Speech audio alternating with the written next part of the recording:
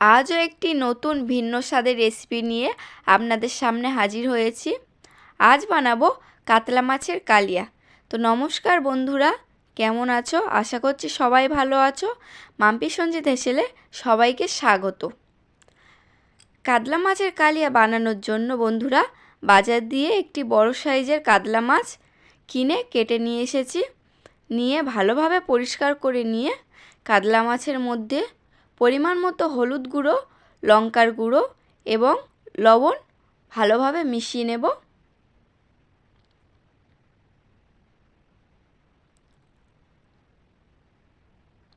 ভালোভাবে মাছগুলোর মধ্যে মেশানো হয়ে গেলে গ্যাসের ওভেনের মধ্যে বসিয়ে দেব একটা কড়া।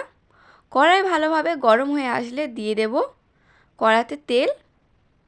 তেলটা দিয়ে ভালোভাবে গরম হতে দেব।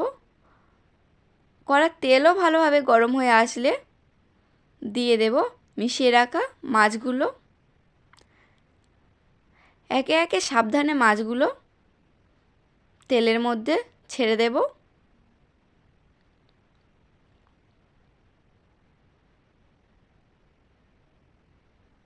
দিয়ে সাবধানে মাছগুলো এপিট ওপিট ভালোভাবে ভেজে নেব।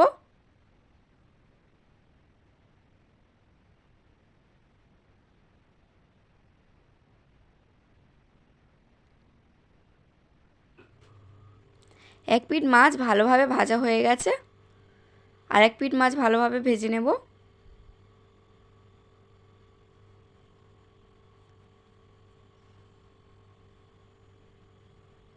দেখতে পাচ্ছ আমার মাছ ভাজা একেবারে হয়ে গেছে। মাছগুলো তুলে নেব সাবধানে।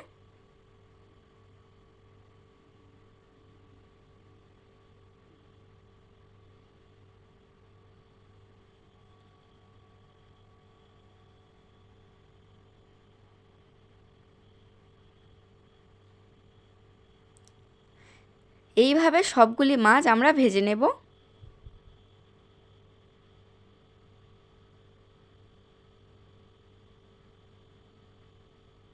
বন্ধুরা, আমার চ্যানেলে নতুন হলে চ্যানেলটি অবশ্যই করে লাইক, কমেন্ট এবং শেয়ার করে যাবেন।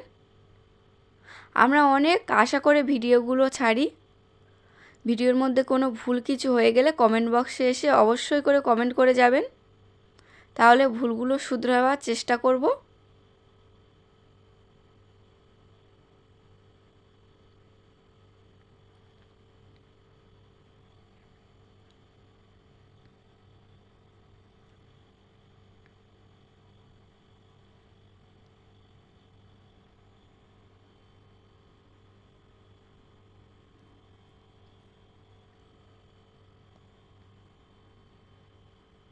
সবগুলি মাছ আমার একেবারে ভাজা কমপ্লিট হয়ে গেছে।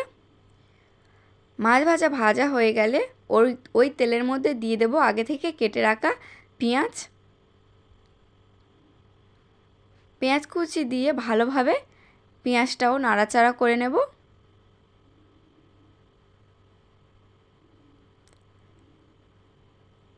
পেঁয়াজগুলি কিছুটা নাড়াচাড়া করে নিয়ে দিয়ে দেব ওর মধ্যে পরিমাণ মতো লবণ।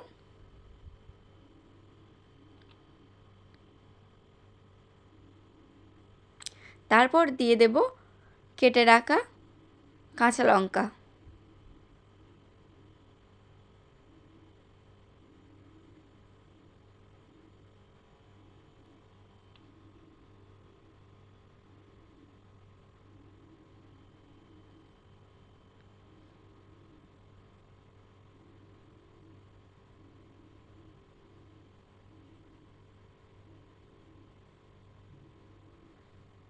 এইভাবে কিছুটা ভাজা হয়ে আসলে দিয়ে দেব শিলে বেটে রাখা রসুন। দিয়ে ভালোভাবে কষিয়ে নেব।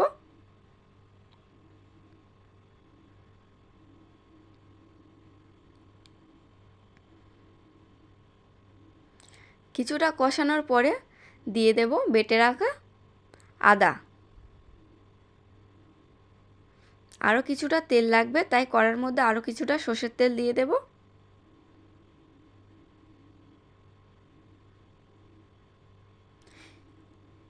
এটা কষতে কষতে এদিকে আরেকটা পাত্রে কিছুটা জল নিয়ে নেব। নিয়ে তারের মধ্যে পরিমাণ মতো হলুদ গুঁড়ো দিয়ে দেব, দিয়ে ভালোভাবে জলটি ফাটিয়ে নেব।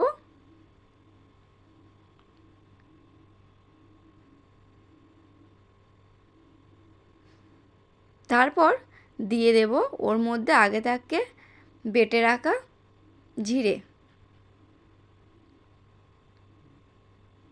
জিরেটাও দিয়ে ভালোভাবে কষিয়ে নেব।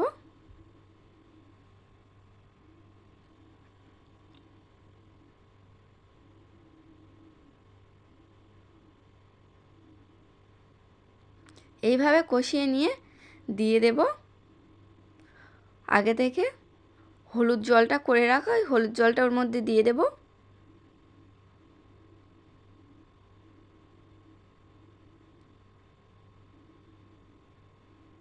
দিয়ে ওর উপর দিয়ে দেব পরিমাণ মতো লঙ্কার গুঁড়ো।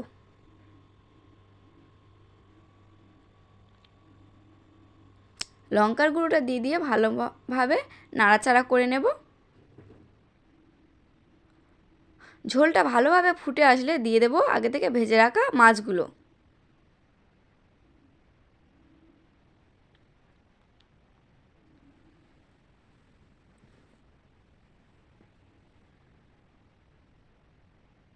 কিছুক্ষণ এইভাবে ফুটিয়ে নেব।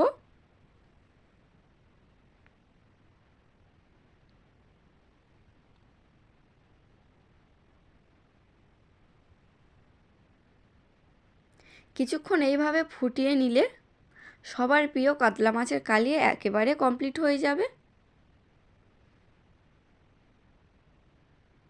দেখতে পাচ্ছ বন্ধুরা কাতলা মাছের কালিয়ার কালারটা কত সুন্দর এসেছে।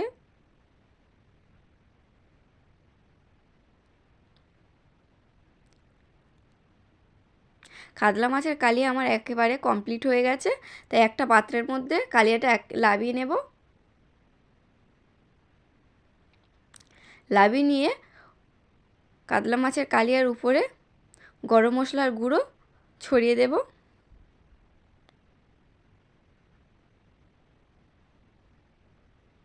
এইরকমভাবে একবার বাড়িতে বানিয়ে খেয়ে দেখবেন এবং ভিডিওটি দেখার জন্য পাশে থাকার জন্য ধন্যবাদ বন্ধুরা।